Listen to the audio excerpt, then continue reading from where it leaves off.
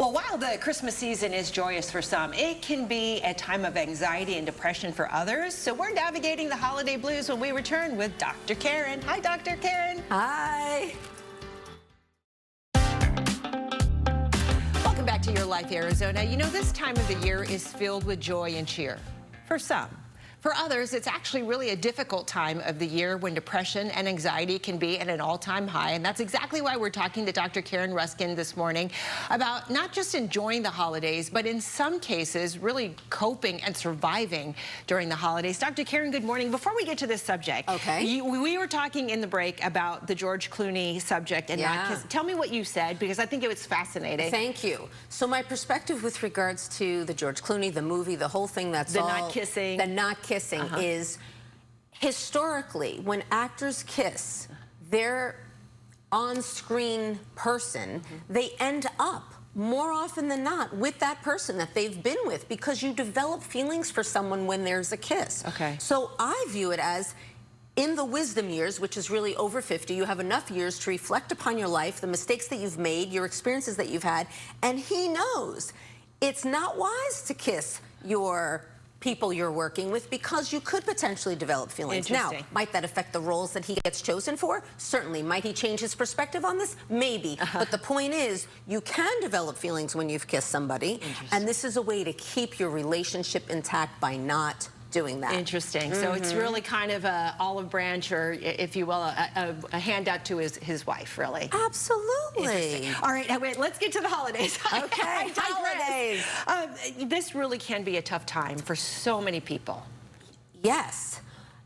In my work with clients, I always see an uptick with stress, holiday blues right around this time period. And often it's because you're either reflecting back on what you haven't achieved, you're hurt and wounded because of something that's going on in your life that you're feeling distress about, you're worried regarding the family, there's breakups, there's medical issues, and it extra amplification during holiday time because you want things to be so happy and smooth. Right. Yeah, so I think, first of all, we need to let go of perfection, right? Can we just say that right off the bat? Well, we humans are very hard on ourselves, and letting go of perfection is a great plan. Being able to let go does help a person to be able to calm their nervous system. Along with that, those self-care techniques are imperative. And some people think self-care techniques is just about buying yourself something or taking a hot shower or doing your hair. I'm talking inner work. When you go inward during the holiday time by reflecting upon the things in your life that you are proud of, that you have achieved, that you've been working on, and what are the things of intention that you want to work on.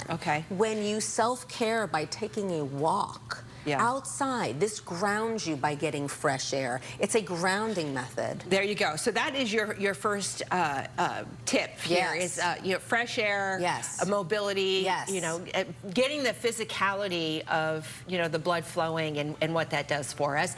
So number two, healthy, reassuring kind of self-talk. What do you mean? Yes. So during a time where we are feeling under duress, stress, or feeling the blues, we're often having self-talk in our head that's negative, disappointing things, critical side of ourselves. Instead, we need to make statements like, I am safe, I am loved, I am wealthy, I am prosperous, I am healing, I am healed.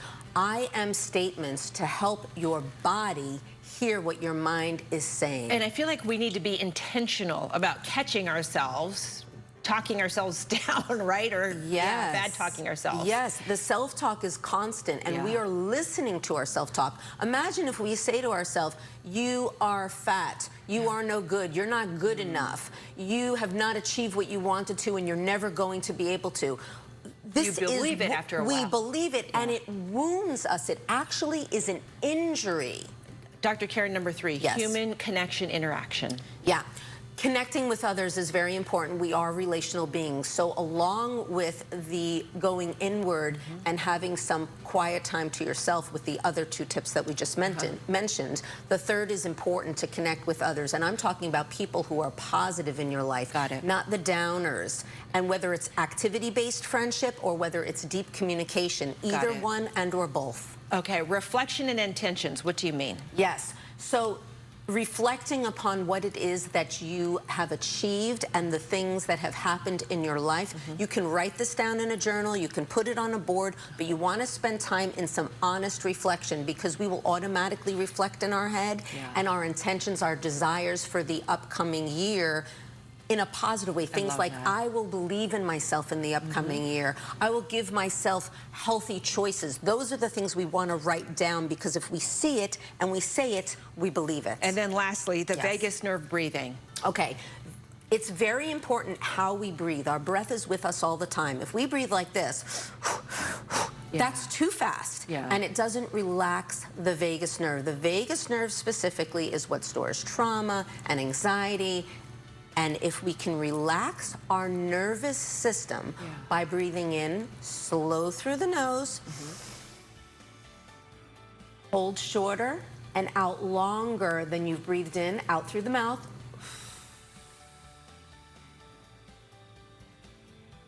Notice I breathed in through the nose about a 5, I held about a 2, and I went out about a 10.